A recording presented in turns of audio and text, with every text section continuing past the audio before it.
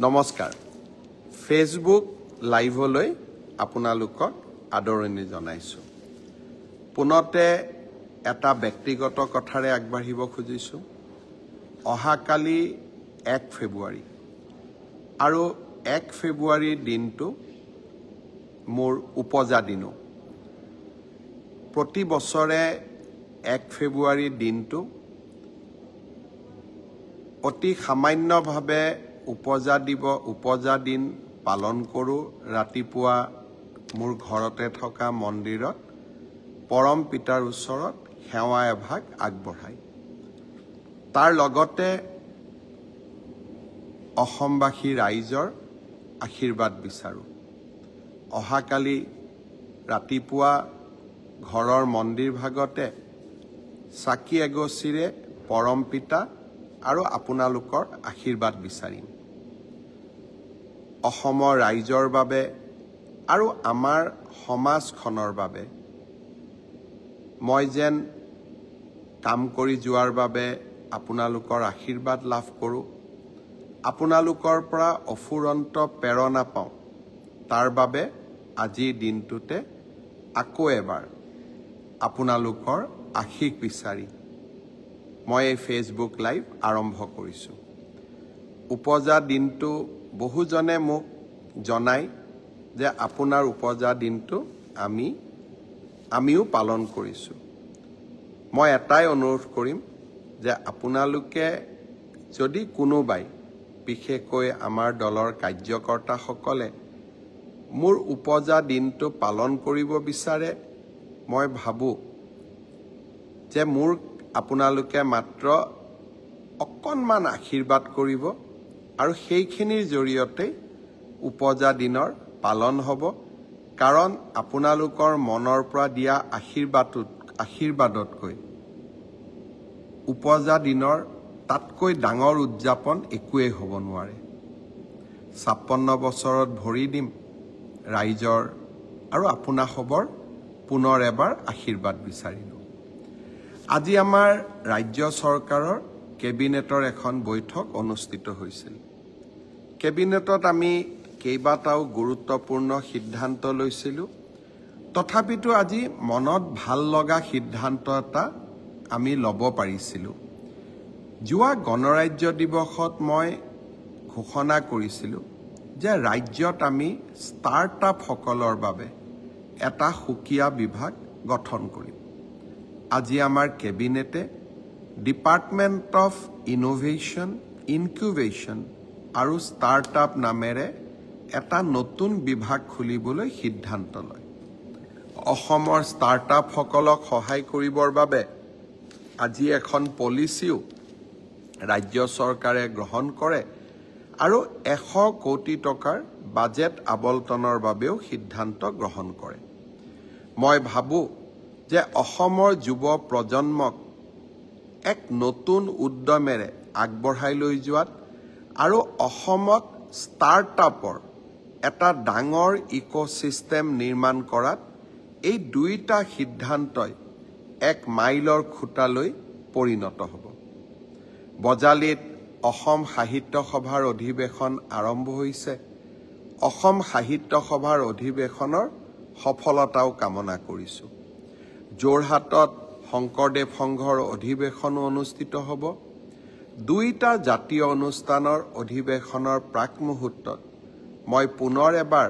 আটাইকে বহুত শুভকামনা জনাইছো অসমীয়াই ধ্ৰুপদী ভাষাৰ মৰ্যাদা লাভ কৰাৰ পিছত এইবাৰ প্ৰথমবাৰৰ বাবে সাহিত্য সভাৰ অধিৱেশন আৰম্ভ হৈছে ৰাজ্য চৰকাৰে এই বছৰটো কিতাপৰ বৰ্ষ হিচাপেও পালন কৰাৰ সিদ্ধান্ত লৈছে মই ভাবো যে এই দুইটা সিদ্ধান্তৰ পটভূমিত এইবাৰৰ সাহিত্য সভাৰ এক নতুন ভূমিকাৰ বাবে সাজু হ'ব লাগিব ধ্ৰুপদী ভাষা অসমীয়াক প্ৰতিনিধিত্ব কৰি চিৰ চেনেহী ভাষা জননীক বিশ্বৰ দৰবাৰলৈ লৈ যোৱাৰ বাবে অসম সাহিত্য সভাই সুন্দৰ আলোচনা কৰি এখন কৰ্মসূচী প্ৰস্তুত কৰক মই পুনৰ এবাৰ সাহিত্য সভাৰ অধিৱেশনলৈ অহা সকলো প্ৰতিনিধিকে অজস্ৰ শুভকামনা জনালোঁ। মন্ত্ৰী ৰঞ্জিত দাস ডাঙৰীয়াৰ নেতৃত্বত সাহিত্য সভালৈ অহা আটাইবোৰ প্ৰতিনিধিকে যিমান পাৰি সুব্যৱস্থা কৰাৰ বাবে বজালীৰ ৰাইজে, পাঠশালাৰ ৰাইজে দিনে নিশাই পৰিশ্ৰম কৰিছে। তেখেতসকলকো মই আজিৰ দিনত আকৌ এবাৰ শুভেচ্ছা জনালোঁ। আজি সৰুসজাই ষ্টেডিয়ামত শংকৰদেৱ শিশু নিকেতন আৰু সৰস্বতী শিশু নিকেতনৰ ৫,০০০ ছাত্ৰ ছাত্ৰীয়ে একেলগে ঘোষ বাদন আৰু একেলগে যোগ অভ্যাস কৰি এক মনোমোহা অনুষ্ঠান অনুষ্ঠিত কৰিছিল। ১,০০০ ছাত্ৰ ছাত্ৰীয়ে একেলগে বিহু গীতো পৰিৱেশন কৰিছিল। সঁচাকৈয়ে এক অপূৰ্ব মনোমোহা দৃশ্যই সৰুসজাই ষ্টেডিয়ামখনক প্ৰাণৱন্ত আৰু জীৱন্ত কৰি তুলিছিল। মই শংকৰদেৱ শিশু নিকেতনৰ আটাইবোৰ ছাত্ৰ ছাত্ৰীক আজিৰ অনুষ্ঠানটোৰ বাবে অজস্ৰ শুভকামনা জনাইছোঁ। অহাকালিৰ দিনটোত অসমত আকৌ এখন নতুন মেডিকেল কলেজে আত্মপ্ৰকাশ কৰিব। গুৱাহাটীত আমি নিৰ্মাণ কৰি থকা প্ৰাগজ্যোতিষপুৰ মেডিকেল কলেজত কালিৰে পৰা OPD আউট পেচেণ্ট ছাৰ্ভিচ আৰম্ভ হ'ব আৰু লাহে লাহে এই মেডিকেল কলেজখনে পূৰ্ণাংগ ৰূপ পোৱাৰ লগে লগে অসমৰ স্বাস্থ্য বিজ্ঞানৰ আকাশত ই ১৫তম মেডিকেল কলেজ ৰূপে আত্মপ্ৰকাশ কৰিব। অহাবাৰ বঙাইগাঁও আৰু বিশ্বনাথত এই দুইখন মেডিকেল কলেজকে আমি আনুষ্ঠানিকভাৱে মুকলি কৰাৰ সিদ্ধান্ত লৈছোঁ। এই বছৰ প্ৰাগজ্যোতিষপুৰ মেডিকেল কলেজ, অহা বছৰ বঙাইগাঁও আৰু বিশ্বনাথ মেডিকেল কলেজ। এই বছৰ ৰাজ্যত ১৫খন মেডিকেল কলেজ হ'বগৈ, অহা বছৰ ১৭খন মেডিকেল কলেজ হ'বগৈ। জাগিৰোডৰ পৰা মৰিগাঁওলৈ যোৱাৰ পথত জাগি ভকত গাঁৱত নিৰ্মাণ হৈ থকা দলংখনো কালি আমি শুভ উদ্বোধন কৰিম। বহু বছৰৰ মূৰত জাগিৰোডৰ পৰা মৰিগাঁৱলৈ যোৱা পথটোৱে পূৰ্ণতা পাব। মই মৰিগাঁও জিলাবাসী ৰাইজকো অজস্ৰ শুভকামনা জনাইছোঁ। অহাকালিৰ পৰা মুখ্যমন্ত্ৰীৰ আত্মনিৰ্ভৰ অসম অভিযানৰ ৰেজিষ্ট্ৰেশ্যন বা পঞ্জীয়নৰ পিছত আবেদন পত্ৰৰ পৰ্টেল মুকলি কৰা হ'ব। প্ৰায় ১,৬০,০০০ যুৱক যুৱতীয়ে মুখ্যমন্ত্ৰীৰ আত্মনিৰ্ভৰ অসম অভিযানৰ বাবে আবেদন কৰিছিল। আপোনালোকে জানেই এই আঁচনিখনত ৰাজ্য চৰকাৰে ২ লাখ টকা আগবঢ়াই দুটা কিস্তিত, তাৰ ১ লাখ টকা ৰাজ সাহায্য আৰু ১ লাখ টকা আমি চৰকাৰক ৫ বছৰ পিছত সৰু একোটা ইনষ্টলমেণ্টত উভতাই দিব লাগে। অহাকালিৰে পৰা আবেদন পত্ৰৰ পৰ্টেল আমি মুকলি কৰি দিম। আপোনালোকে আবেদন কৰিব যাতে ছেপ্টেম্বৰ মাহৰ আগতে আমি সিলেকশ্যনৰ প্ৰক্ৰিয়া সমাপন কৰিব পাৰোঁ। অহাকালি এবাৰ দিনটো মোৰ উপজা দিন। অসমৰ কাৰণে কৰি অহা কিবা এটা ভাল কামক পৰ্যবেক্ষণ কৰিব যোৱাৰ বাবে অহাকালি মোৰো এটা সৰু ইচ্ছা আছে। সেইকাৰণে অহাকালি জাগিৰোডৰ ছেমি কণ্ডাক্টৰ উদ্যোগৰো নিৰ্মাণৰ অগ্ৰগতিৰ বুজ ল'বলৈ যাম। কাৰণ মই বিশ্বাস কৰোঁ অসমে এতিয়া প্ৰতিদিনৰ যুগৰ পৰা ছেমি কণ্ডাক্টৰ যুগত প্ৰৱেশ কৰিছে।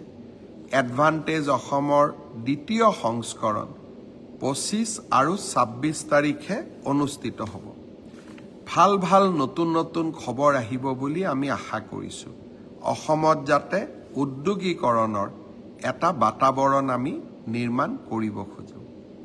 চাওঁতে চাওঁতে ঝুমুৰ নৃত্যও আহি পালে। ২৪ তাৰিখে সন্ধিয়া সৰুসজাইত ঝুমুৰ নৃত্যৰ সামগ্ৰিক পৰিৱেশন কৰা হ'ব। প্ৰধানমন্ত্ৰী ডাঙৰীয়া নিজে উপস্থিত থাকিব। ইতিমধ্যে বিধানসভা পৰ্যায়ত ঝুমুৰ নৃত্যৰ প্ৰশিক্ষণো আৰম্ভ হৈছে। যিসকলে প্ৰশিক্ষণ লৈছে তেওঁলোকলৈকে মই বহুত বহুত শুভকামনা জনাইছো। প্ৰথমতে বিহু আৰু অসমৰ চাহ উদ্যোগৰ 200 বছৰৰ লগত ৰজিতা খুৱাই এইবাৰ ঝুমুৰ আৰু অহা নৱেম্বৰ মাহত আমি গুৱাহাটীত সামগ্ৰিকভাৱে বাগৰুম্বাও প্ৰদৰ্শন কৰিম। আজি কেবিনেটত আমি আৰু এটা গুৰুত্বপূৰ্ণ সিদ্ধান্ত লৈছিলোঁ। মই বাতৰি কাকত সাংবাদিকসকলক সম্বোধন কৰোঁতে কৰবাত সেই সিদ্ধান্তটো নোকোৱাকৈ থৈ দিছিলোঁ, যাতে বিটিআৰৰ বন্ধুসকলৰ লগত আলোচনা কৰিহে সিদ্ধান্তটো যাতে আমি ৰাজহুৱা কৰিব পাৰোঁ। অহা ছেপ্টেম্বৰ মাহত অসমত বড়োলেণ্ড টেৰিটৰিয়েল কাউন্সিলৰ নিৰ্বাচন অনুষ্ঠিত হ'ব। কেবিনেটে লোৱা সিদ্ধান্তটো পুনৰ এবাৰ বিটিআৰ প্ৰধান প্ৰমোদ বড়োৰ লগত আলোচনা কৰাৰ পিছত মই আজি আনুষ্ঠানিকভাৱে ঘোষণা কৰিছোঁ। বিটিআৰৰ নিৰ্বাচন আমি ছেপ্টেম্বৰ মাহত অনুষ্ঠিত কৰিম আৰু ৰাভা হাছং কাউন্সিলৰ নিৰ্বাচন আমি মাৰ্চ মাহৰ ভিতৰতে অনুষ্ঠিত কৰিম। অৰ্থাৎ বহাগ বিহুৰ আগতেই ৰাভা হাছং কাউন্সিলৰ নিৰ্বাচন আৰু ছেপ্টেম্বৰ মাহত আমি বিটিআৰ বা বিটিচিৰ নিৰ্বাচন অনুষ্ঠিত কৰিম। স্বাভাৱিকভাৱে ইয়াৰ মাজতে পঞ্চায়তৰ নিৰ্বাচনো অনুষ্ঠিত হ'ব। আজি আমাৰ ৰাজ্য চৰকাৰৰ কেবিনেটত আৰু কেইটামান গুৰুত্বপূৰ্ণ আমি সিদ্ধান্ত গ্ৰহণ কৰিছিলোঁ। বহুদিনৰ পৰা মই আপোনালোকক কৈ আহিছিলোঁ যে ভাৰতৰ সেনাবাহিনীৰ আটাইতকৈ ডাঙৰ ডিপ্লয়মেণ্ট উত্তৰ পূব ভাৰতত আছে, কাৰণ চীনৰ সীমান্ত হোৱা বাবে আটাইতকৈ বেছি সেনা, বিশেষকৈ ৬২ চনৰ যুদ্ধৰ পিছত আটাইতকৈ বেছি সেনা উত্তৰ পূবতে মোতায়েন কৰা হয়। কিন্তু সেনাৰ বাবে প্ৰয়োজনীয় অস্ত্ৰ শস্ত্ৰ নিৰ্মাণৰ বাবে আমাৰ উত্তৰ পূৰ্বত এটাও কল কাৰখানা নাছিলে। আজি আমি আসাম এৰোস্পেচ আৰু ডিফেন্স মেনুফেকচাৰিং পলিচি ২০২৫ কেবিনেটে অনুমোদন কৰিছিলোঁ, যাতে আমি অসমলৈ প্ৰতিৰক্ষাৰ সৈতে জড়িত উদ্যোগসমূহ আনিব পাৰোঁ। শ্ৰদ্ধাৰ ৰাইজ, ছেমি কণ্ডাক্টৰৰ পিছত এতিয়া আৰু এখন নতুন জগতত আমি প্ৰৱেশ কৰিব খুজিছোঁ, জৈৱিক সম্পদৰ জগতখন। পৃথিৱীত নতুনকৈ আলোচনা হৈছে বায়' মেনুফেকচাৰিং অফ কেমিকেলছ, এনজাইম, বায়' পলিমাৰ্ছ, ফাংচনেল ফুড আৰু বিভিন্ন বায়' প্ৰডাক্টৰ। আমি প্ৰ'বায়'টিকৰ কথা শুনিছোঁ। এতিয়া বায়' ইঞ্জিনিয়াৰিঙৰ জৰিয়তে আমাৰ বাবে প্ৰয়োজনীয় খাদ্য নিৰ্মাণৰ প্ৰস্তুতি লেবৰেটৰীত আৰম্ভ হৈছে। অসমে যাতে এই নতুন জগতখনৰ পৰা দূৰত থাকিব নালাগে, সেইকাৰণে আজি আমাৰ কেবিনেটত আসাম একশ্যন প্লেন অন বায়' E3 পলিচিও আজি আমি নিৰ্মাণ কৰিছোঁ, যাতে ভাৰতৰ এই নতুন উদ্যমিতা আৰু নতুন উদ্যোগ ক্ষেত্ৰত আমাৰ ৰাজ্যখন যাতে পিছুৱাই থাকিব নালাগে। আজি আমাৰ কেবিনেটত আৰু এটা আমি ভাল সিদ্ধান্ত গ্ৰহণ কৰিছোঁ। আপোনালোকে জানে ৩৯খন জিলাত আমি ৩৯খন আমি সম জিলা আৰম্ভ কৰিছিলোঁ। সম জিলাসমূহত এইবাৰ গণৰাজ্য দিৱসো উলহ মালহেৰে পালন কৰা হৈছে। সম জিলা আয়ুক্ত আমি নিয়োগ কৰিছিলোঁ। আজি আমি সম জিলা পুলিচ আয়ুক্ত নিয়োগৰো সিদ্ধান্ত লৈছোঁ। অৰ্থাৎ এতিয়া সম জিলাৰ বাসিন্দাসকলে বহু সময়ত জিলাৰ আৰক্ষী অধীক্ষকৰ ওচৰত নোযোৱাকৈ আৰক্ষীৰ লগত জড়িত কাম কাজসমূহ সম জিলা আৰক্ষী অধীক্ষকৰ পৰ্যায়তে সমাপন কৰিব পাৰিব। প্ৰশাসনক ৰাইজৰ ওচৰলৈ লৈ যোৱাৰ ক্ষেত্ৰত আজি আমি আৰু এটা বিশাল পদক্ষেপ গ্ৰহণ কৰিব পাৰিলোঁ। শ্ৰদ্ধাৰ ৰাইজ, মিছন বসুন্ধৰাৰ আবেদনৰ তাৰিখো আজি আমি কেবিনেটত 15 ফেব্ৰুৱাৰীলৈ বৃদ্ধি কৰিছোঁ। মিছন বসুন্ধৰাৰ বাবে প্ৰয়োজনীয় 3টা প্ৰজন্মৰ প্ৰমাণপত্ৰ প্ৰথমতে শিডিউল ট্ৰাইব আৰু শিডিউল কাষ্টসকলে দিব নালাগিছিল। পৰৱৰ্তী সময়ত চাহ বাগিচা, আদিবাসী আৰু গোৰ্খা লোকসকলৰ বাবেও 3টা প্ৰজন্মৰ প্ৰয়োজনীয়তা প্ৰমাণপত্ৰৰ প্ৰয়োজনীয়তা নাথাকিব বুলি আমি এখন নটিফিকেশ্যন দিছিলোঁ। তাৰ পিছত মৰাণ সম্প্ৰদায়ৰ বহু লোকে মোক আবেদন কৰিছিল। কোচ ৰাজবংশীৰ ৰাইজেও চিৰাঙত মোক আবেদন কৰিছিল আৰু আহোম চুতীয়া জনগোষ্ঠীৰ লোকসকলেও মোক আবেদন কৰিছিল যে তেওঁলোককো 3টা প্ৰজন্মৰ প্ৰমাণপত্ৰৰ পৰা ৰেহাই দিব লাগে।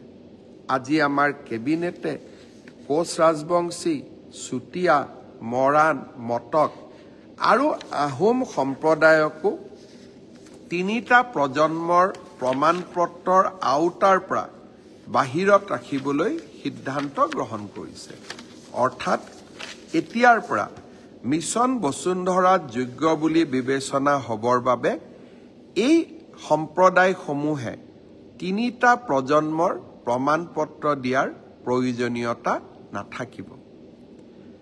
ডিব্ৰুগড়ত গণৰাজ্য দিৱসৰ পতাকা উত্তোলন কৰোঁতে মই আৰু এটা কথা ঘোষণা কৰিছিলোঁ যে অসমৰ 25,000 নামঘৰলৈ বা ধৰ্মীয় উপাসনাস্থলীলৈ আমি 3 লাখ টকাকৈ আগবঢ়াম।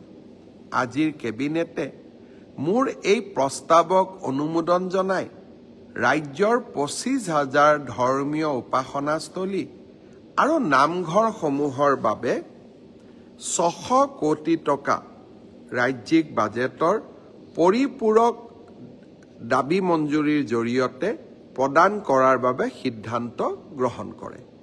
অৰ্থাৎ অসমৰ 25,000 নামঘৰত আধ্যাত্মিকতাৰ যি পৰিৱেশ, সেই পৰিৱেশক আৰু এখোজ আগুৱাই লৈ যাবলৈ আমি আন এটা বলিষ্ঠ পদক্ষেপ গ্ৰহণ কৰিবলৈ আজি সক্ষম হ'লোঁ। জাতি মাটি ভেটি এই আছিল ভাৰতীয় জনতা পাৰ্টীৰ চৰকাৰখনৰ মূল মন্ত্ৰ। বৰদোৱাত মহাপুৰুষ শ্ৰীমন্ত শংকৰদেৱৰ জন্মভূমিক সজাই পৰাই তোলা,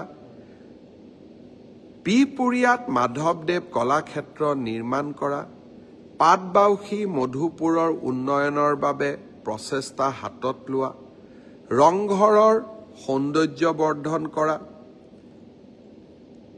হোলোঙাপাৰত লাচিতৰ বিশাল প্ৰতিমূৰ্তি, চৰাইদেউত বিশ্ব ঐতিহ্য, আমাৰ বাপতিসাহোন বিহুলৈ আন্তঃৰাষ্ট্ৰীয় স্বীকৃতি, অসমীয়াক ধ্ৰুপদী ভাষাৰ মৰ্যাদা, এই 3.5 বছৰত আমি অসমৰ সাংস্কৃতিক ঐতিহ্যক ৰক্ষা কৰিবৰ বাবে সমৰ্পণৰ মনোভাৱেৰে কাম কৰিলোঁ।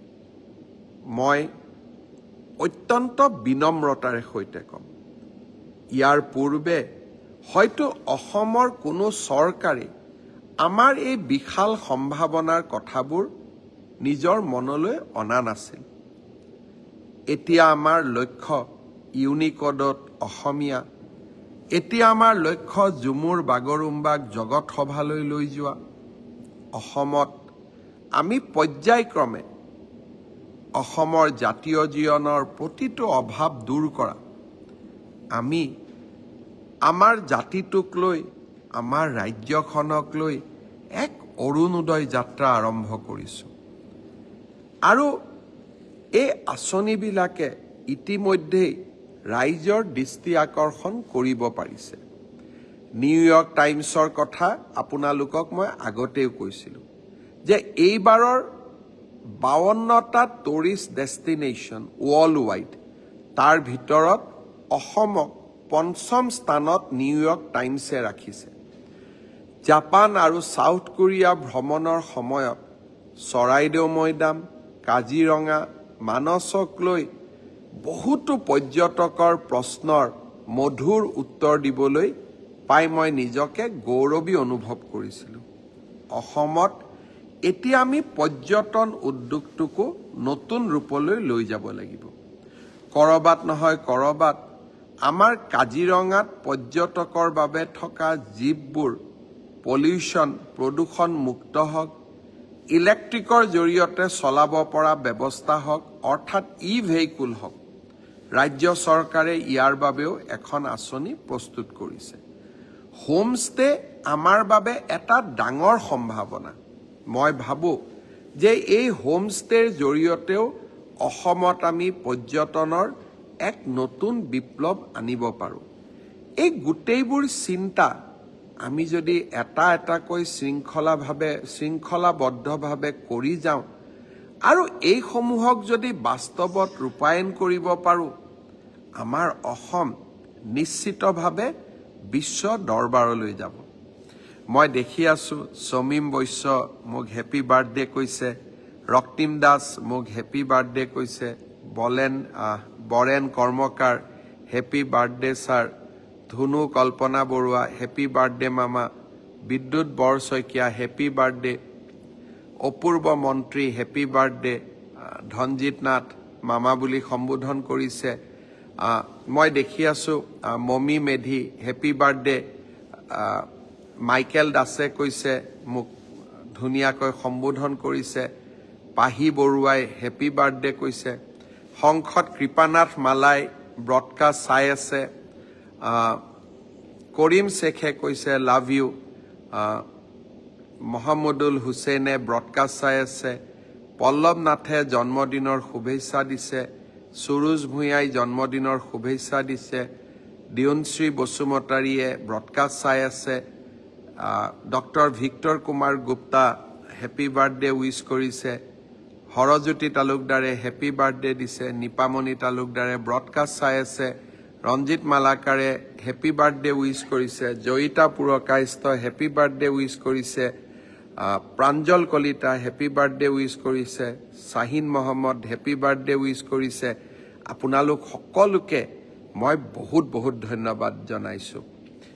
সমীৰণ দিগন্তই গোলাঘাটৰ পৰা মোক শুভকামনা জনাইছে,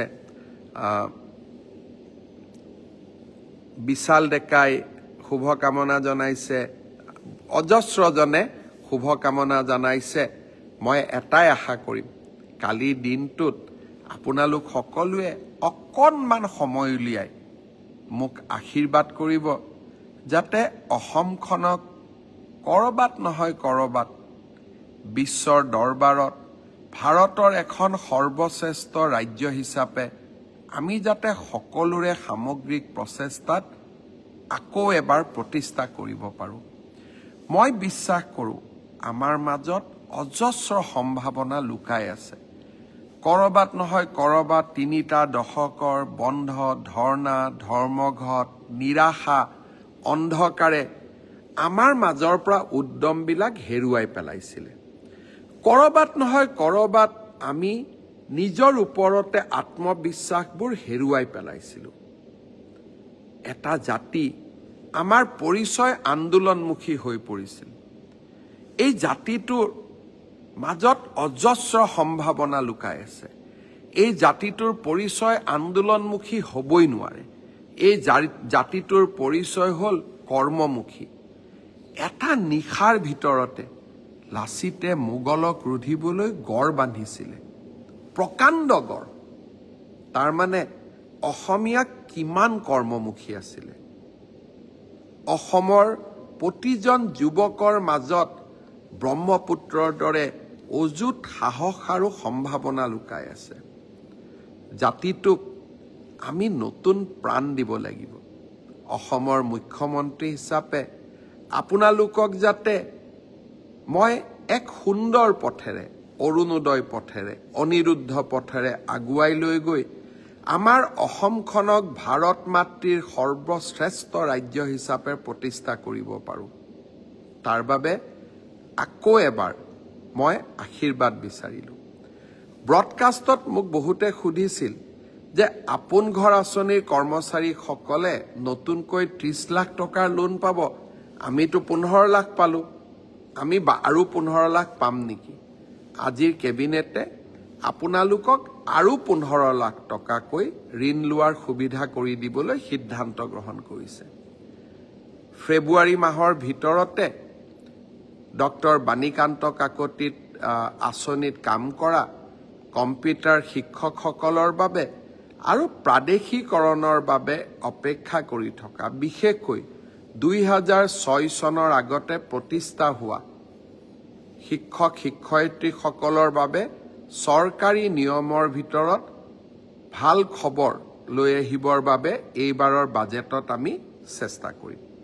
পুনৰ এবাৰ আপোনালোক সকলোকে ধন্যবাদ জনালো। আকৌ মই যেতিয়াই নতুন খবৰ থাকে তেতিয়াই আপোনালোকলৈকে ফেচবুক লাইভৰ ব্ৰডকাষ্ট লৈ আহিম।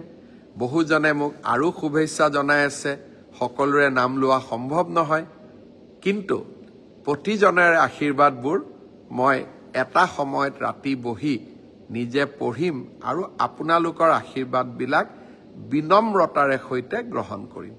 পুনৰ এবাৰ সকলোলৈ বহুত বহুত ধন্যবাদ জনালো। জয় হিন্দ, বন্দে মাতৰম।